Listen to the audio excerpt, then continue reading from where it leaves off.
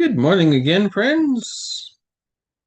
Ecclesiasticus, the book of Sirach, is before us. Now we are resuming our reading at chapter 21, verse 25. There's not much left to chapter 21, only a handful of verses.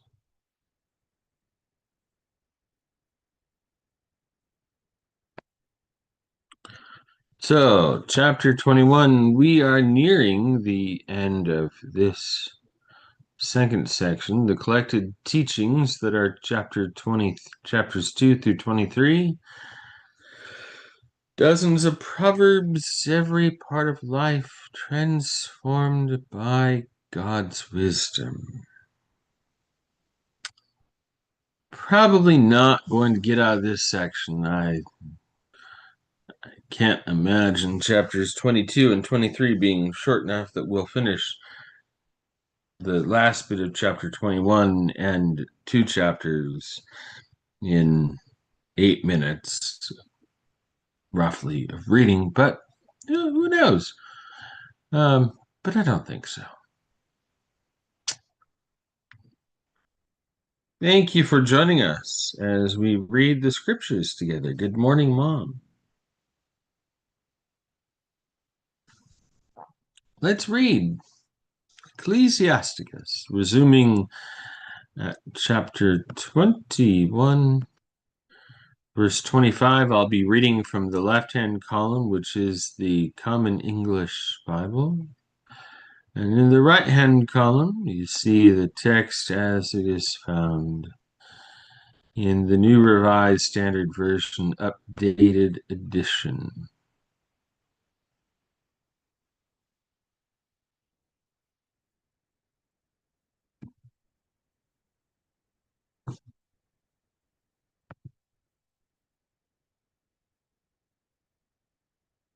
Let's read.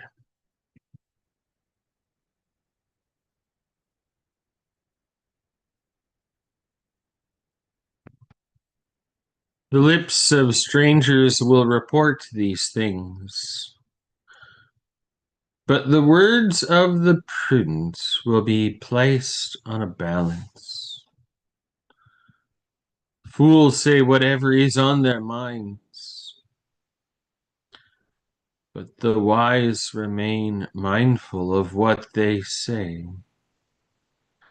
When the ungodly curse their enemies, they curse themselves. Those who whisper stain themselves, and they will be hated by their neighbors.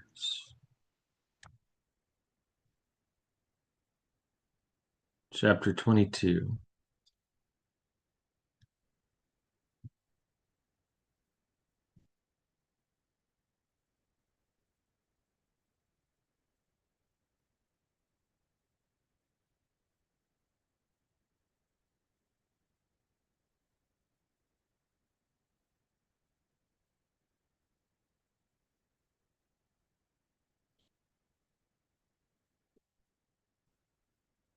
People who are afraid to act are like filthy stones. Everyone will hiss at their dishonor. People who are afraid to act are like clumps of cow manure. Those who pick it up will shake off their hand. An uneducated son is a disgrace to a father, and a daughter's birth is a liability. Ooh, the end of that verse isn't all that terribly wonderful in either translation.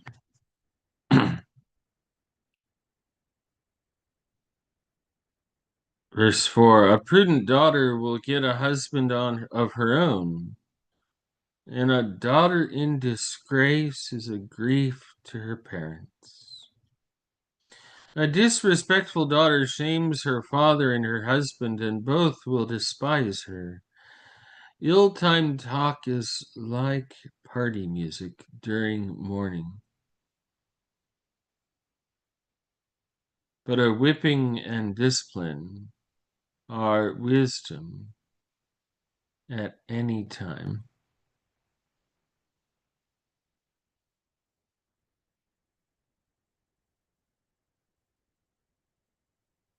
Well, this is beginning to be a bizarre chapter, isn't it? Whoever teaches a fool is gluing together a broken pot or waking up someone out of a deep sleep.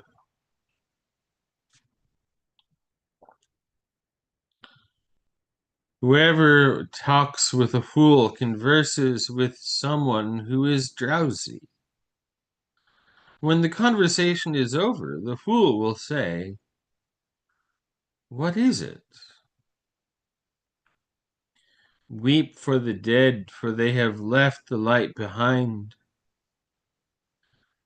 And weep for fools, for they have left understanding behind. Weep sweetly over the dead, because they are at rest. But the life of the fool is worse than death. Mourn for the dead for 7 days, but mourn for the foolish and the ungodly all the days of their lives.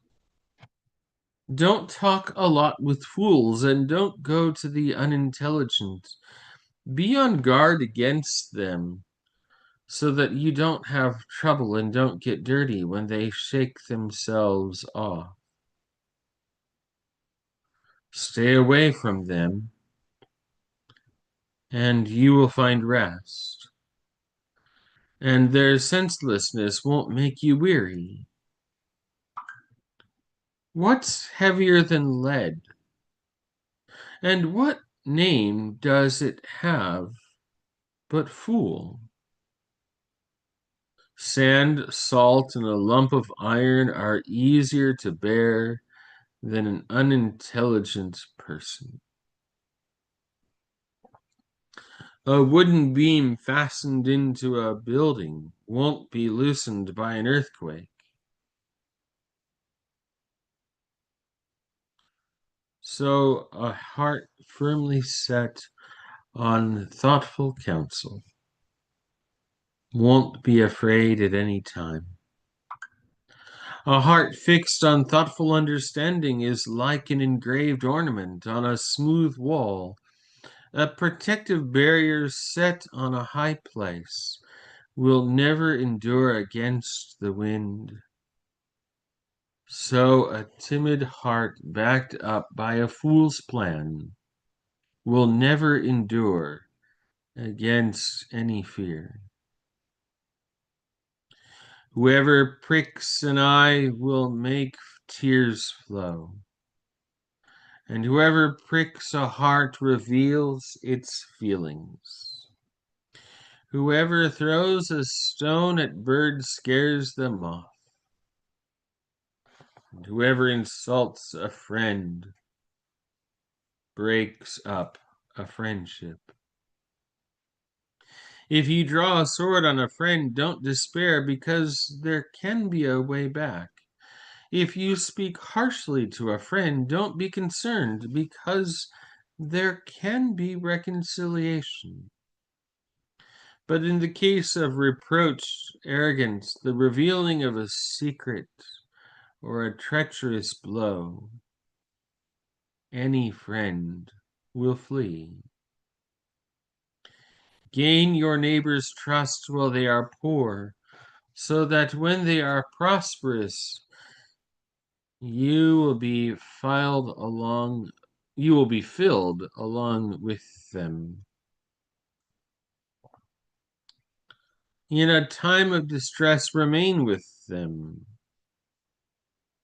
so that when they inherit, you will be a joint heir.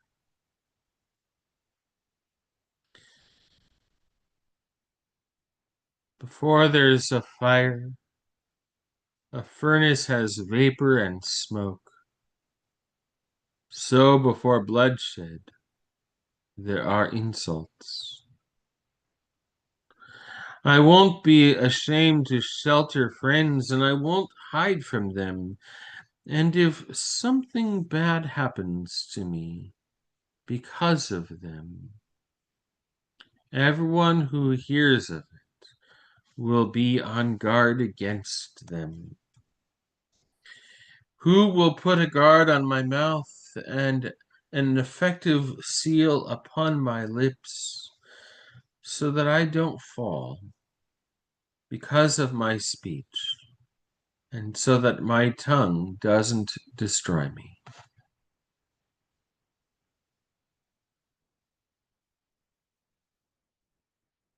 Good morning again, Don and Linda. Friends, that's where we're going to pause. We got through chapter 22. So next time, chapter 23 is where we'll start, and we will be at the ending of this second section. And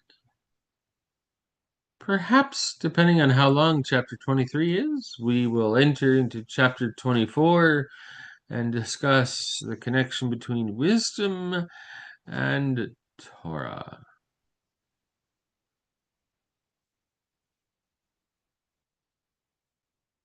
Which, remember, Torah, yes, is the first 5 books of the Bible, but more generally than that, Torah is instruction by God.